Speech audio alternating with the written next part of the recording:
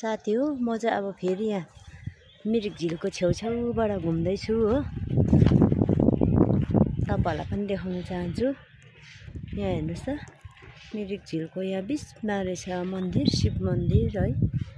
यहाँनिर मन्दिर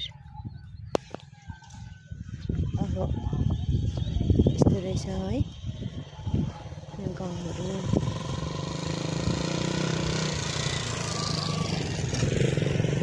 अति नै राम्रो सुन्दर मनमोहक दृश्य हेर्दा नै त्यसै मन खुसी हुँदो रहेछ। पहिला टाढोबाट मात्रै देख्थेँ, आज चाहिँ अलिक नजिकै आएर घुम्नु पाउँदाखेरि फ्रेसनेस खालके फिल भइरहेछ है। तपाईँहरूलाई पनि देखाउँदैछु, हेर्नुहोस् त कस्तो लाग्यो तपाईँहरूलाई। हेर्नुहोस् है।